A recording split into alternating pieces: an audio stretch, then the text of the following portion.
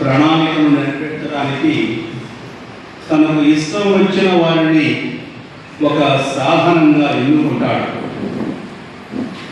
ఆయన ఉద్దేశం మనకిప్పుడు సంపూర్ణంగా తెలియదు కనుక ఆయన ఎన్నిక కూడా మనకు పూర్తిగా అర్థం కాకపోవచ్చు. మానవుడు ఒక విధంగా తలచితే భగవంతుడు మరొక విధంగా తలచుతాడు. మానవుడు అనేవాడు పరిమిత జ్ఞాని, అన్ని విషయాలు మనకు తెలియవు. అట్లే అతని ఆలోచనలు, అవగాహనలు, ప్రణాళికలు అవి కూడా పరిమితమై ఉంటాయి. కానీ దేవుడు సర్వజ్ఞుడు, అన్ని విషయాలు తెలుసు కనుక ఆయన ప్రణాళికలు ఎప్పుడు అర్థస్ఫూర్తితో ఉంటాయి, వాటికి ఏ లోటు ఉండదు. అయితే అవి మన అవగాహనకు అతీతంగా ఉండవచ్చు, మనం అర్థం చేసుకోలేకపోవచ్చు. ఈ విషయాన్ని గురించి పౌలు గారు చక్కగా మనకు వివరిస్తున్నాడు. కొరింథీయులకు రాసిన మొదటి లేఖలో 1వ అధ్యాయం 1 నుంచి 26 వచనాలు చెప్తాడు. సోదరులారా, దేవుడు మేము పిలిచిన నాడు మీరెట్లుంటిలో జ్ఞాపకం చేసుకును. మానవ దృష్టితో చూచినతో మీలో కొద్దిమంది మాత్రమే వివేకవంతులు, కొద్దిమంది మాత్రమే శక్తివంతులు, సాంఘికంగా ఉన్నత జీవనం కలవారులై ఉండేది. అదేవిధంగా వివేకవంతులను సిగ్గుపడినట్టు చేయడమే లోకముచే అవివేకులుగా భావింపబడు వారిని దేవుడు ఎన్నుకొనెను. శక్తివంతులను సిగ్గుపడినట్టు చేయడమే లోకముచే బలహీనులుగా భావింపబడు వారిని ఆయన ఎన్నిక చేసుకొనెను. లోకముచే ముఖ్యమైనదిగా భావింపబడు వారిని ధ్వంసం చేయుటకు ఆయన లోకము అల్పముగా, నీచముగా, శూన్యముగా నిలుచుదానని ఆయన ఎన్నుకొనెను అని చక్కగా చెప్పాడు. లోకం ఎలా భావిస్తుందో దానికి విరుద్ధంగా దేవుడు భావిస్తూ ఉంటాడు. మనం చెప్పినట్టు దేవుడు చేయడు. మన అవగాహన వేరే, దేవుని అవగాహన వేరే. మనిషి బయట ఆకారాన్ని మాత్రమే చూస్తాడు. వీడు ఎత్తుగా, పొద్దుగా, ఎర్రగా, చల్లగా ఉన్నాడు అని అలా మనం చూసి దాని గురించి ఒక్కసారి మనం ప్రేమలో పడిపోతాం. కానీ దేవుడు అలా చూడడు. దేవుడు ఏం చూస్తాడు? హృదయాన్ని చూస్తాడు, మనిషి యొక్క మనస్సును చూస్తాడు. మనిషి మనస్సును చూసి వాళ్ళని ఎదుర్కొంటూ ఉంటాడు. ఇలా ఇటువంటి బ్యాక్గ్రౌండ్తో ఇప్పుడు మనం దావీదు గారి ఎన్నికలు చూసుకుందాం. దావీదు మహారాజు, ఆయన రాజుగా ఎన్నుకున్నాడు యావే దేవుడు. పరిశుద్ధ గ్రంథాన్ని అమూలాత్రం పరిశీలించి చూస్తే పౌలు వాక్యాలు ఎంతటి సత్యాల్లో మనకి రూఢింపగలరు. అట్లా ఈనాడు మొదటి పట్టణంలో దావీదు ఎన్నికలు మనం అర్థం చేసుకోవాలి. యావే ప్రభువు బెత్లెహేము వాసి అయిన ఈషాయి కుమారులలో ఒకరిని ఇశ్రాయేలు ప్రజలకు రాజుగా ఎన్నుకొనదలిచాడు. అందుకు సమూయేలు ప్రవక్తను ఈషాయి వద్దకు పంపాడు. సమూయేలు ఈషాయి కుమారుడైన ఎలియాబును చూశాడు. మొదట ఎలియాబు ఎత్తుగా ఉన్నాడు, 6 అడుగుల ఎత్తు, మంచి ఆకారం అని చూసి ఒక్కసారి బహుశా ప్రభు ఇతను ఎన్నుకుంటున్నాడే అని భ్రమపడ్డాడు. కానీ యావే ప్రభు అన్నాడు, ఇతని రూపమును ఎత్తును చూసి భ్రమపడకుము, నేను అతన్ని నిరాకరించి తిని. దేవుడు నరుడు చూసిన చూపుతో చూడడు, నరుడు వెలుపలి రూపమును మాత్రమే చూసును, కానీ దేవుడు హృదయమును అవలోకించును అన్నాడు. దేవుడు మన హృదయాన్ని చూస్తూ ఉంటాడు, మన హృదయంలో ఏదో చూస్తూ ఉంటాడు. కేవలం మన మాటలు పట్టించుకోడు ఆయన. మన హృదయంలో ఏముందో ఆయన చదువుతాడు, హృదయాన్ని చదువుతాడు. ఒకరోజు ఒక పిల్లాడు నాన్నతో వెళ్ళాడన్న. నాన్నతో వెళ్ళి వాళ్ళ పొలాలు చూస్తూ ఉంటాడు. పూర్వకాలంలో మనకి సరిహద్దులు ఉన్నాయి కదా, సరిహద్దులు ఏం చేసేవాడు? రావులు పాతేవాడు. ఏం పాతేవాడు? సరే పిల్లాడు అన్నాడు, పిల్లవాడు అన్నాడు, నాన్న అరే నాన్న మీరు కూర్చు చూస్తూ ఉండు, ఎవరు వస్తుంటే గమనించి నాకు చెప్పు అని చెప్పాడు. సరే అలా చెప్పి వాడు నాన్న ఏం చేశాడు, అక్కడున్న ఆ రాయిని కొద్ది తోరమాలు చేశాడు. అంతలో పిల్లాడు అన్నాడు, నాన్న మరి ఎవరు చూడటం లేదు, మరి దేవుడు చూస్తున్నాడు కదా అన్నాడు. ఎవరు చూడటం లేదు, దేవుడు చూస్తున్నాడు కదా. చూడండి, ఆ చిన్నపిల్లవాడికి కొంచెం వల్ల భయం. దేవుడు ఏం చూస్తాడు? మన హృదయాన్ని చూస్తాడు. ఏం చూస్తాడు? అందుకే పెద్ద మంచి ఆగ్రహించాడు దేవుడు, నీ వలె నీ పొరుగు వారిని ప్రేమించము. అది పెద్ద ప్రేమించాలంటే మనం ఎలా ప్రేమిస్తాం? ఎంతో ప్రేమిస్తాం? హృదయంతో ప్రేమిస్తాం, మనసుతో ప్రేమిస్తాం మనిషి. ఆ మనసు దేవుడు అర్థం చేసుకుంటాడు, ఆ హృదయాన్ని దేవుడు చూస్తూ ఉంటాడు. కాబట్టి మనం ఈ రోజుల్లో ముఖ్యంగా మన మనస్సాక్షి దేవుడు గమనిస్తూ ఉంటాడు. మనలో ఆయన మనస్సాక్షి ద్వారా మనలో ఉన్నాడు దేవుడు. కాబట్టి దానితో మనం పలికిస్తూ ఉంటాడు. మనం చేసే నిర్ణయాలు మనం అనుకుంటూ ఉంటాం, మనకేముంటే చేసేసాం కదా అనుకుంటూ ఉంటాం. లేదు, దేవుడికి అన్నీ తెలుసు. దేవుడిని మనం మోసం చేయలేదు.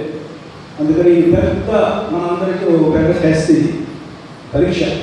ఏం పరీక్ష? దేవుడు మన మనస్సును చూస్తూ ఉంటాడు, మన హృదయాన్ని చూస్తూ ఉంటాడు. మన హృదయంలో జరిగే ప్రతి విషయం దేవుడికి తెలుసు. అందుకని మనం కొంచెం దీని గురించి శ్రద్ధ చూపించాలి. నా హృదయం ఎలా ఉంది? తపస్కారంలో ఉందంటే తపస్కారంలో మంచి హృదయం కావాలి. ఆయన ప్రభు ఏం చెప్పారు? విజయ ప్రభు చెప్పాడు, వాళ్ళ రాతి గుండెలు తీసి వాళ్లకు మాంసపు గుండెలు ఇస్తాను అని చెప్పాడు. రాతి గుండెలు తీసివేసి వాళ్ళకి మాంసపు గుండెలు ఇస్తాను. ఆ మాంసపు గుండెతో వాళ్ళు నా మాట వింటారు, నా వాక్యాన్ని వింటారు, విని నాకు లోబడి మంచి ప్రజలుగా జీవిస్తారు అని ఆయన పదే చెప్పాడు. వాపోయాడు. తన ప్రజలు తన మాట వినకుండా వెళ్ళిపోయినప్పుడు ప్రభువు వాపోయాడు. అందుకే మనందరికీ ఈ హృదయాన్ని ఇస్తాడు, మంచి హృదయాన్ని ఇస్తాడు. ఆ మంచి హృదయం ఉన్నప్పుడు అది సంతోషమైన హృదయం. అందరూ సంతోషంగా ఉంటారు మంచి హృదయం ఉన్నప్పుడు. ఎందుకంటే మంచి పనులు చేస్తారు. మంచి పనులు చేసినప్పుడు అందరూ సంతోషంగా ఉంటారు. మంచి పనులు చేయనప్పుడే మనం పెద్దవాళ్ళని చూసి ఒకసారి గాబరా పడుతూ ఉంటాం. ఎందుకంటే తప్పు పనులు చేశారు కదా, అందుకని భయం వేస్తుంది పనులు చూస్తే. అందుకని ఈరోజు మనం ఏం చెప్పాడు ఇక్కడ? ప్రభు ఏం చెప్పారంటే, నీ తన రూపము ఎత్తును చూసి భ్రమపడుకును, నేను అతన్ని నిరాకరించి తిని. దేవుడు నరుడు చూపిన చూపుతో చూడడు, నరుడు వెలుపు రూపం మాత్రమే చూచును, కానీ దేవుడు హృదయం అవలోకించను. హృదయాన్ని చూస్తాడని చెప్పాడు. ఆపై అప్పుడు ఏం చేశాడు విషయ? అయ్యో, ఈ ఉదంటున్నాడు దేవుడు. సరే, మిగిలిన 7 కుమారులు కూడా ఒకరి తర్వాత ఇంకొకరిని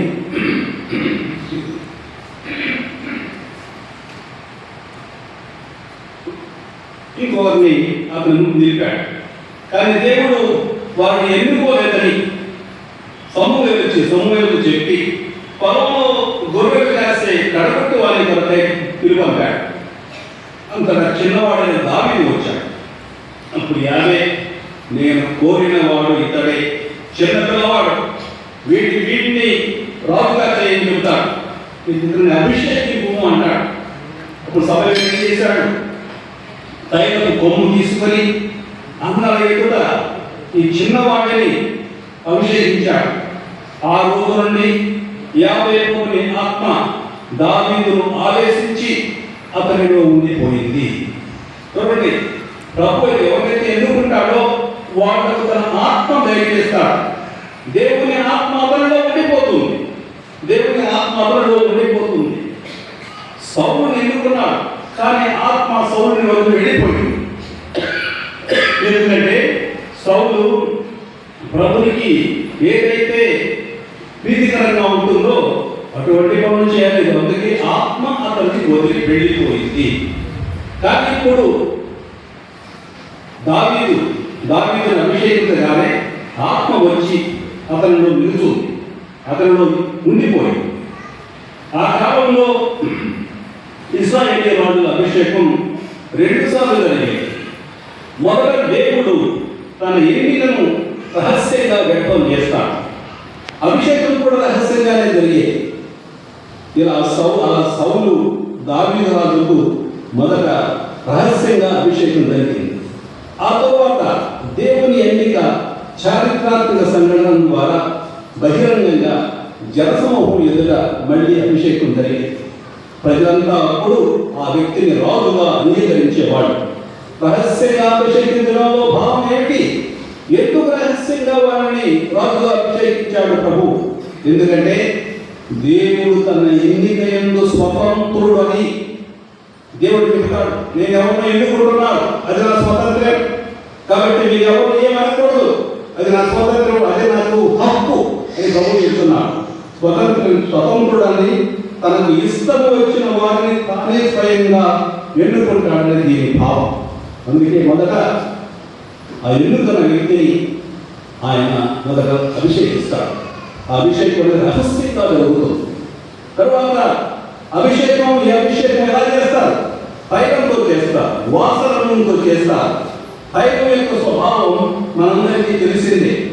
అది శరీరంలోకి సాఫీగా లోతుగా ప్రవేశిస్తుంది.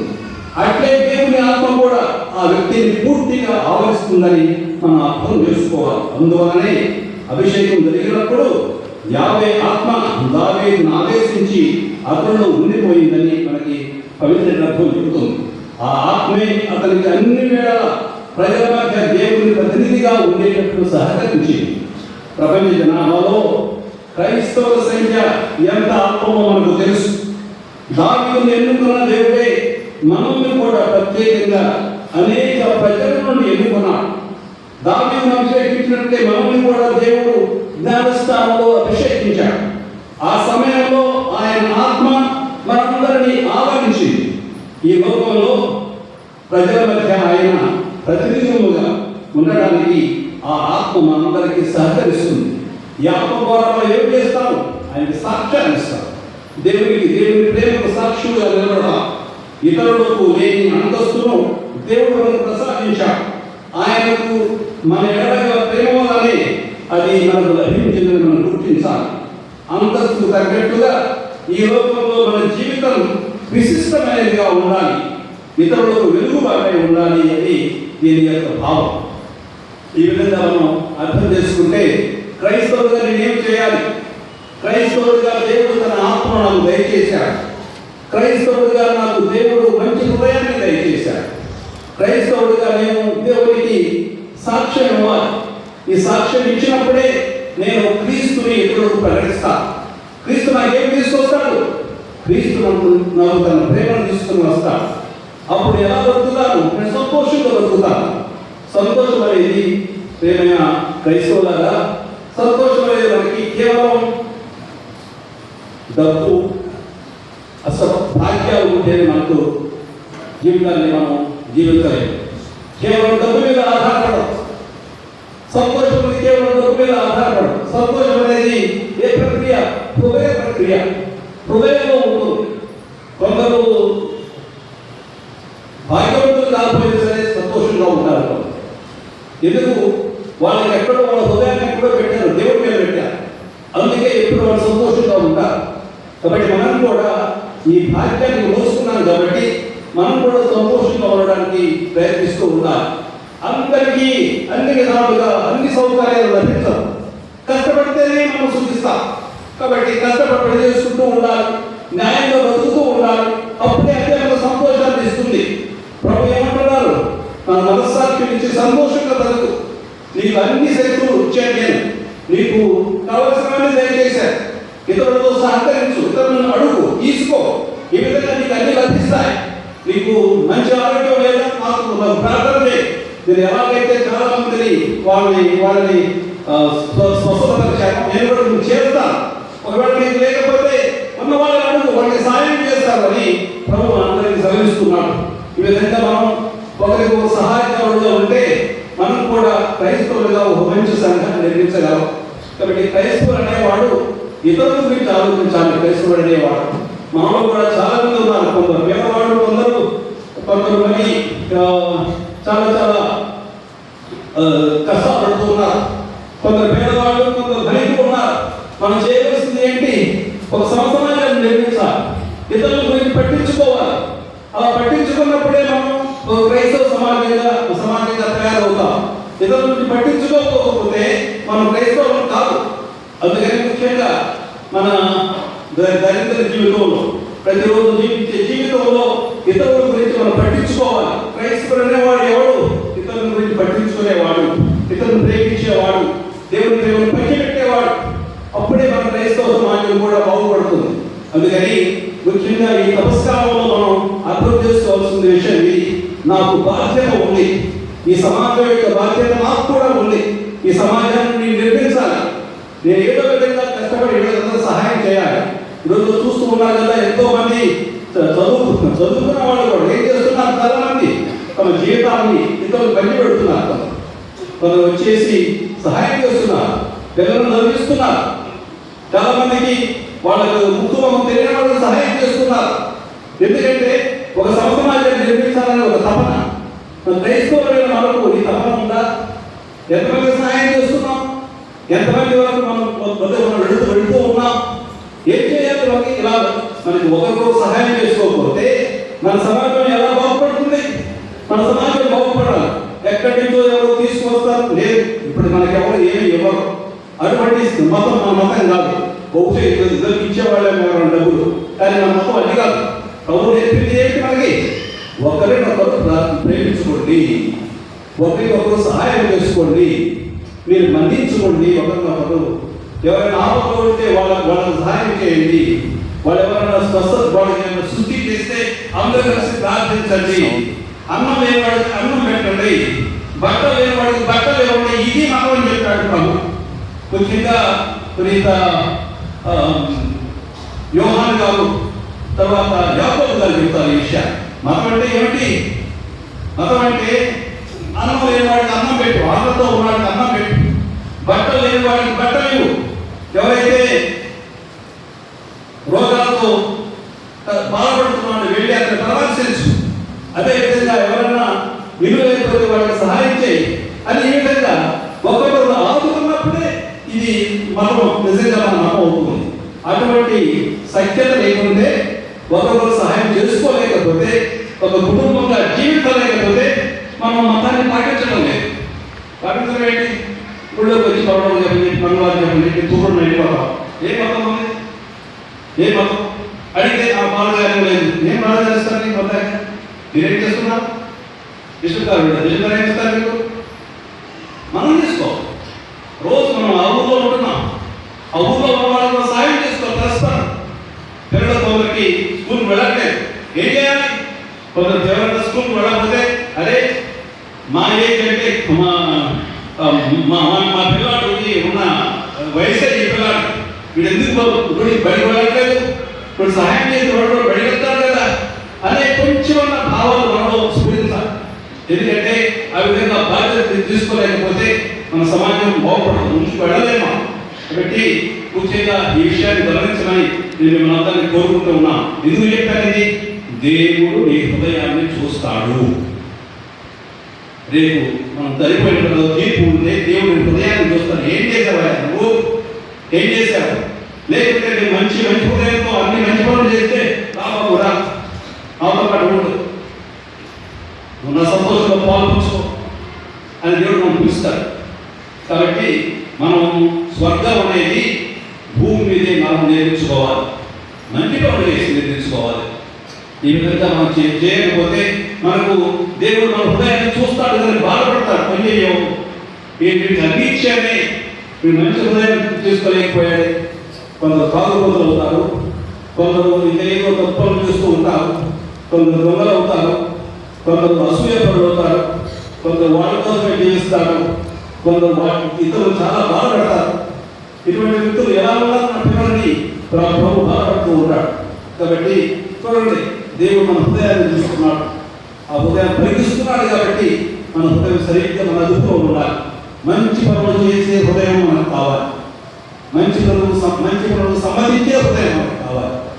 కాబట్టి ఈ హృదయం మనకు కావాలని ముఖ్యంగా ఈ తపస్కాలంలో తపస్సాలలో కానీ జపాలు చెప్పి ప్రార్థన చేసి లాభం లేదు. ఉదయం మార్చుకోవాలి.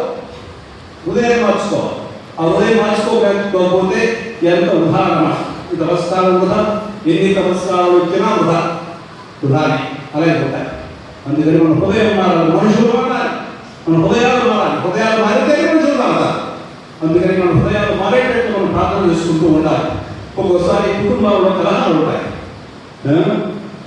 అత్తంటే కోడలు పడదు, కోడంటే అత్తం పడదు, లేకుంటే ఇంకా అటువంటి విషయాలు చాలా ఉంటాయి. అదేవిధంగా నా కొడుకు నాకు పని చేయట్లేదు వీడు, లేకుంటే నాకు సహాయం చేయట్లేదు, వాళ్ళకి ఏదో మనస్పడతారు, లేకపోతే మనస్పడతారు, ఒకరంటే ఒకరి ఈర్ష్య, పగ, ద్వేషం. ఎందుకని అలా ఉంటే మన క్రైస్తవుల్లో ఎలా వ్యవహరిస్తాం? మనకు వీళ్ళకు ఉన్న భేదం ఏమిటి? ఏ భేదం లేదు. అందుకని క్రీస్తుని విశ్వసిస్తున్నామంటే ఎటువంటి హృదయం ఉందో తెలుసుకో. నీ హృదయం మంచిదేనా కాదా అని తెలుసుకో. నేను దీని మీద ఎక్కువ మాటలు చెప్తున్నాను, ఎందుకంటే చాలా మందికి మంచి హృదయం లేదు. ఇతరులను ద్వేషిస్తున్నారు. నేను కామాలు పెడుతూ ఉంటాను, తర్వాత వాళ్ళు మాట్లాడిన తర్వాత చూస్తే వాళ్ళ మనుషుల భావాలు ఎలా ఉన్నాయి, స్వభావాలు ఎలా ఉన్నాయి, మనసులు ఎలా ఉన్నాయి. అమ్మో, నేను ఎప్పుడు అలా ఆలోచిస్తాను. ఆ రెండుతో అనుకున్నాను అన్నమాట. నేను వాళ్ళ గురించి చాలా పెద్దగా ఆలోచించాలి, ఆలోచించకూడదు కదా. ఎందుకంటే వాళ్ళ హృదయాలు మారలేదు. చాలా మంది ఎన్ని సంవత్సరాలు, మేము 100 సంవత్సరాలు క్రైస్తవం అండి ఏంటి, సరేలే హృదయం మారకపోతే ఏం క్రైస్తవం ఎందుకు? అందుకని మన హృదయాలు మారాలి. హృదయాలు మారకపోతే మనం మంచి క్రైస్తవం కాదు. మంచి హృదయం కావాలి. అందరినీ సమసనా భావాలతో మనం పలకరిస్తూ ఉండాలి, చూడాలి. మంచి హృదయంతో అందరిని పలకరిస్తూ ఉండాలి. నిండు హృదయంతో పలకరించు. అమ్మ బాగున్నావా, అయ్యా బాగున్నావా.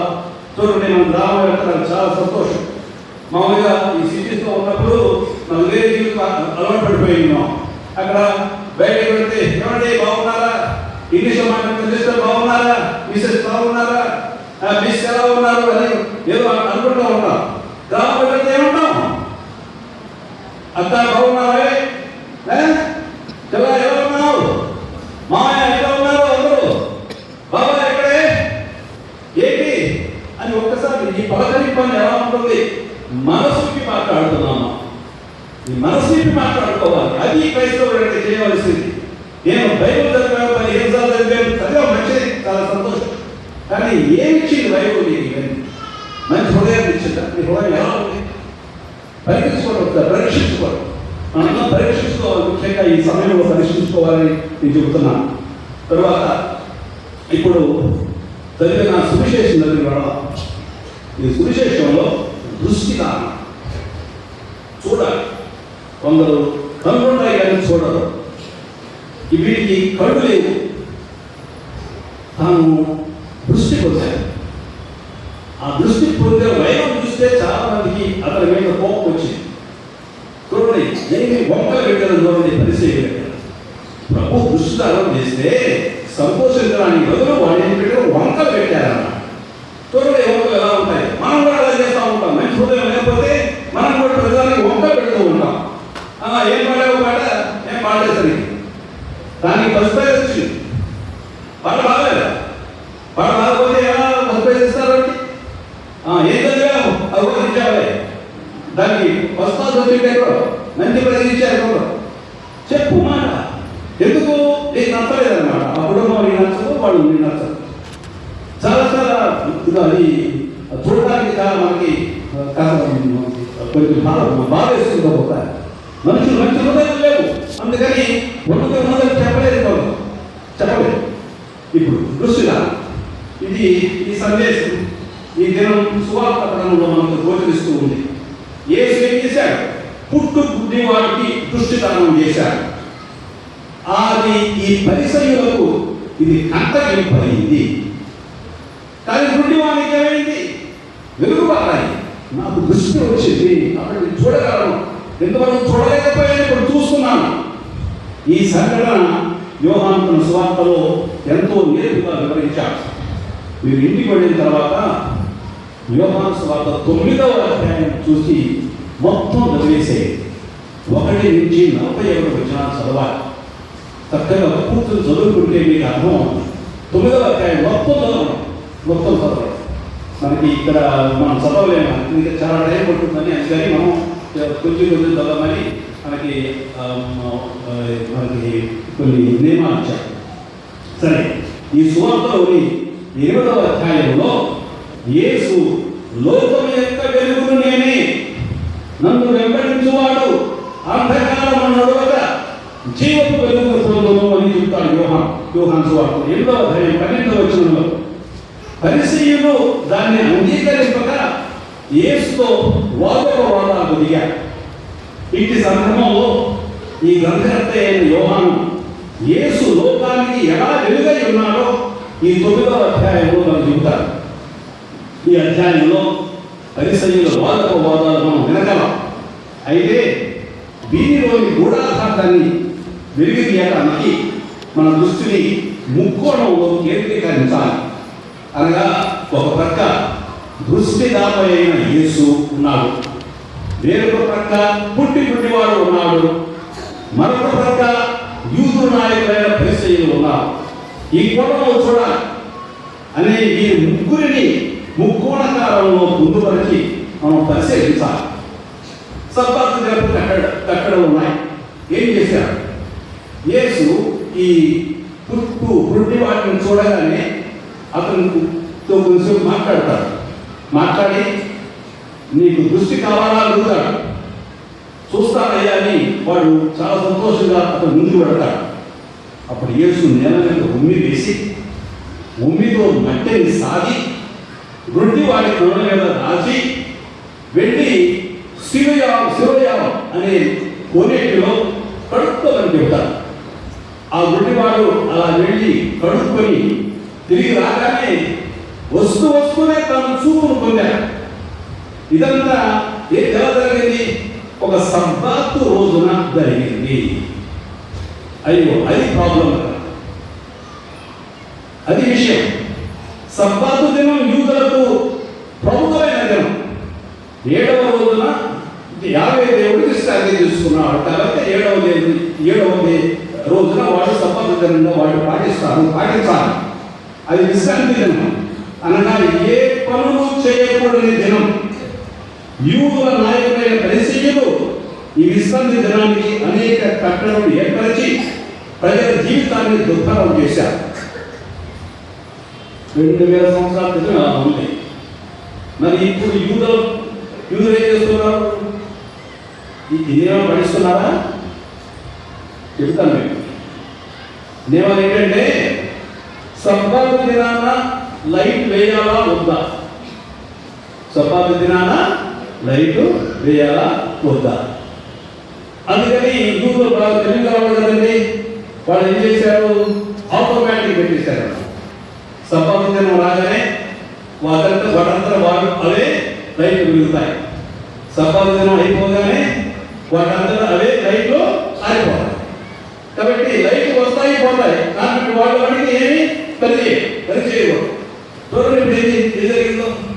ఇటువంటి నియమాలు ప్రతి విషయాన్ని వాళ్ళు నిష్టగా పాటిస్తూ ఉన్నారు వాళ్ళు. కాబట్టి కానీ ఇలా పాటిస్తూ ఉంటే ఆ రోజుల్లో మనకి ఇటువంటి ఆటోమేటిక్ సిస్టమ్స్ ఏమో లేవు కాబట్టి ప్రజల జీవితం మనకు దుర్భరం అయిపోయింది. సబ్బాతు దినం యొక్క అసలు అర్థాన్ని గుర్తించలేకపోయారు. యేసు గుడ్డి వారికి దృష్టి దానం చేస్తే దాన్ని మెచ్చుకోవడానికి బదులుగా ఆయన విశ్రాంతి దినాన్ని పాటింపలేదని వాడు నేరారోపణగా విచారు. గుడ్డి వారికి దృష్టి ఇవ్వడం మంచిదా, లేకుంటే ఏమి చేయకుండా అక్కడ కూర్చోవడం మంచిదా? చెప్పండి, ఏది మంచిది? దృష్టి ఇవ్వడం మంచిదా, లేకుంటే ఏమి చేయకుండా కూర్చోవడం మంచిదా? చెప్పండి. దృష్టి ఇవ్వడమే మంచిది. అంతవరకు గుడ్డివాడు తను ఏం చేయాలో. ఒకసారి మీరు కంటి ఆపరేషన్ వెళ్ళాలి, వెళితే నీకు అర్థం నన్ను పని ఎంత ముఖ్యం. నేను మధ్యాహ్నం 4 సార్లు వెళ్ళాను కంటి ఆపరేషన్. వాడు ఏం చేసేవాడంటే ఆపరేషన్ చేసిన తర్వాత 2 గంటలు బ్లాక్ చేసేవాడు, బట్ట కట్టేసేవాడు. 24 గంటలకి తెలియదు ఎక్కడున్నావు నువ్వు. ప్రతిసారి ఎవరున్నారా లేదు, నాకు భయం వేసేది. ఒకసారి మళ్ళీ కళ్ళు తిరిగి రావాలి ప్రయాణించి దృష్టి అనేది చాలా ముఖ్యం మనందరికీ. కానీ అతనికి దృష్టి ఇస్తే వాడు సంతోషంగా ఉంటే వీడు సంతోషంగా లేరు. ఏదో వంక పెడుతున్నాడు, అది వంక పెడుతున్నాడు. యేసు గుడ్డివాడిని దుష్కారం చేస్తాను మెచ్చుకోవడం బదులుగా ఆయన విశ్రాంతిదారుని పాటింపడానికి నేరాలు ఒకటి భావించారు. వారి చట్ట ప్రకారం ఒక వ్యక్తి మరణోపాయంలో ఉంటే తప్ప విశ్రాంతి రోజున ఏ స్వస్థత కార్యం కానీ అద్భుతం కానీ జరగడానికి వీలు లేదు అని వాళ్ళు శాసించారు. ఇక్కడ గుడ్డివాడు మరణోపాయంలో లేదు కాబట్టి యేసు సబ్బాతు దినం ముగిసిన దాకా వేచి ఉండవలసింది అని వారి వాదం. అంతేకాక సబ్బాతు దినాన నిషేధింపబడిన 39 పనులలో ఇది ఒకటి. నిషేధింపబడిన పనులు ఏమిటది? చూడండి, వినండి, మీకే మీరు ఆశ్చర్యం పొందుతారు. సబ్బాతు రోజున పిండిలో నీరు పోసి మనం కలపవచ్చా లేదా? కలపకూడదు. కలిపితే పని చేస్తున్నాం. సబ్బాతు చూడండి, ఇటువంటి విషయంలో చూస్తున్నా నవ్వుతుంది కదా మనకి. అలాగే మట్టిని విసరడం కానీ కూడా చేయకూడని పని. మరి ఇప్పుడు ఏం చేశాడు ఆయన? పెద్ద పిండి పెట్టి కలపలేదు కదా, లేకుంటే మట్టి పెట్టి పెద్ద పెద్ద పనులు చేయలేదు కదా. ఉమ్మి వేసి ఆ ఉమ్మితో మట్టిని సాది గుడ్డి వారి కన్నుల మీద రాశాడు. చిన్న పని చేశాడు అంతే. అది పరిశీలన దృష్టిలో ఒక లోపం అయింది. మనిషి కంటే మట్టికి ఎక్కువ ప్రాధాన్యం ఇచ్చే పరిశీలనలు ఇటువంటి వారు మనకి ఇక్కడ అర్థమవుతుంది. కాబట్టి వారు ఆధ్యాత్మిక అంతగా దిగలాగిపోయారు. వాళ్ళలో మానవత్వం, ఈ మానవత్వం అనేది నశించి అడుగట్టిపోయి యేసు పరిశీలనలు వృద్ధివారి మధ్య జరిగిన సంభాషణలు, వివాదాలు ఒక ముఖ్యమైన విషయాన్ని తెలియజేస్తాయి. చూపు లేని వాడు భౌతికము చూపునే కాక ఆధ్యాత్మిక చూపును కూడా పొందాడు. ఈ విధంగా ఎవరైతే ఈ దృష్టిని పొందారో ఇతడు కేవలం భౌతికమైన చూపే కాదు, అంటే చూడగలమే కాదు, ఆధ్యాత్మికం కూడా ఒక ప్రత్యేకమైన దృష్టిని పొందాడు. యేసునందు విశ్వాసం ఉంచడం వలన ఆ గుడ్డి వారి యందు వెలుగు ప్రకాశించింది. లోకానికి వెలుగైన యేసు నుండి వాడు భౌతిక ఈ ఆధ్యాత్మిక దృష్టిని పొందాడు. తమకు అంతా తెలుసని చూపుగా వాళ్ళని జరిగించే పరిచయలు వాడు గుడ్డివాడు అయ్యాడు. ఒక పెద్ద గుడ్డివాడు దృష్టిని పొందాడు. చూడగలిగిన వాడు గుడ్డివాడు అయ్యాడు. ఈ విధంగా జగత్ని జ్యోతి నిలుచున్న యేసు ఎదుట వారు తాము అంకులుగా చేసుకుని వాళ్ళు కూడా అంధకారంలో మునిగిపోయారు. నా ముందున్న ప్రభుని నేను కళ్ళు నుండి చూడకపోతే నన్ను ఏమంటారు? గుడ్డివాడు అంటారా, లేకుంటే చూసేవాడు అంటారా? ఏమంటారని చెప్పండి. అదే, నా ముందున్న ప్రభుని నేను చూడకపోతే నేను గుడ్డివాడిని కాదు, గుడ్డివాడు. ఒక ప్రక్క ఏంటి, ఒక అతనికి ఏమో దృష్టి వచ్చింది, మిగిలిన వాడు చూసి నేను చూడలేదని చెబుతూ ఉంటే అర్థమేమిటి? వాళ్ళు గుడ్డివాడు కాదు, గుడ్డివాడు అయ్యారు. కాబట్టి మన వెలుగు ఒకవైపు పుట్టుగుడ్డివాడు క్రమేణా యేసు ఎవరు గుర్తించి ఆయన విశ్వాసంతో అంగీకరిస్తే, మరొకవైపు పరిసయ్యులు ఆయన అవిశ్వాసంతో నిరాకరించారు. ఈ అధ్యాయం గుడ్డివాడు చూపును మొదలుతో ప్రారంభమై పరిసయ్యులు గుడ్డివాడు కావడంతో ముగుస్తుంది. యోహాను ఈ సంఘటనను చాలా చక్కగా ఒక నేర్పరిగా వర్ణించాడు. గుడ్డివాడు క్రమేణా యేసును గురించి ఎక్కువ జ్ఞానాన్ని వ్యక్తపరుస్తాడు. ఆయన యేసును గురించి తెలుసుకుంటాడు. గుడ్డివాడు ఎవరైనా చెప్తాడు, ఎవరైనా నీకు ఈ దృష్టి ఇచ్చింది అంటే ఎవరో ఒక వ్యక్తి చేశాడండి నాకు, ఆయన వెళ్ళాను, ఆయన చేశాడు నాకు, ఆ మనుషుడు చెప్పాడు. యేసు అనే మనిషి నాకు ఇచ్చాడండి అని చెప్తాడు. మళ్ళీ ఇంకోసారి అడుగుతాడు, రెండోసారి అడుగుతాడు, ఎవరిచ్చారయ్యా నీకు? ఆయన ఎవరు అనుకుంటున్నావు అంటే ఆయన ఏమంటాడు? గుడ్డివాడు ఆయన ప్రవక్త. ప్రవక్త అంటే ఎవరు? దేవుని పేరు మీద మాట్లాడేవాడు ప్రవక్త, దేవుని పంపబడిన వాడు ప్రవక్త. చూడండి, ఈ గుడ్డి వాళ్ళలో తన విశ్వాసం ఎలా పెరుగుతుందో. మొదట యేసు అంటాడు, రెండోసారి ఎవరైనా నీకు దృష్టిదానం చేసిందంటే ప్రవక్త అంటాడు, ఆయన ప్రవక్త. మూడోసారి నీకు ఎవరిచ్చారయ్యా? చాలా మంది అడుగుతున్నారు, ఎవరిచ్చారు నీకు దృష్టి అంటే ఇప్పుడేమంటాడు? ఎవరో ఒక ఆయన దేవుడి దగ్గర నుంచి వచ్చినట్టున్నాడు, ఆయన నాకు ఇచ్చాడు ఈ దృష్టి అంటాడు. మూడవసారి. నాలుగోసారి ఏమంటాడు? మనుష్య కుమారుడు ఇచ్చాడు అంటాడు. మనుష్య కుమారుడు అర్థమైన రక్షకుడు ఇచ్చాడు అని చెప్తాడు. ఈ విధంగా తను కూడా ఈ విధంగా తన జీవితం అంటే ముఖ్యంగా తన విశ్వాసం విధానంగా బలపడి గుర్తిస్తాడు. ఏ విధంగా దేవుడు రాబోయే మెస్సియా అని గుర్తిస్తాడు. ఈ విధంగా అతని విశ్వాసం పెరిగింది. క్రమేణా అధికంగా తన యేసుని గురించి క్రమేణా అధికంగా తన అంతత్వాన్ని బయలుపరుస్తాడు. ఈ అద్భుతం మనకి ఏం సూచిస్తుంది? ఒక విషయం మనం తెలుసుకోవాలి ఏంటంటే, ఈ పాస్కా పండుగ రోజున అసలు కేంద్ర బిందువు ఏంటి? మనకి ప్రభు ఉత్థానం. సరే, మరణానికి ఎందుకు ఉత్థానం అయ్యాడు? ఆ ఉత్థాన జీవితాన్ని మనం జీవించాలంటే దేని గురించి మనం ఎక్కువగా ఆలోచించాలి? చెప్పండి చెప్పండి, దేని గురించి ఆలోచించాలో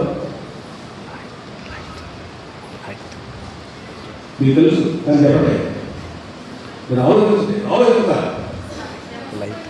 అందరూ ఒకటే 40 రోజులు ఉపవాసం, దిగ్గనవాడు వాక్యనవాడు ఒకటే ఉపవాసాలు. మన దేని గురించి ఆలోచించాలి?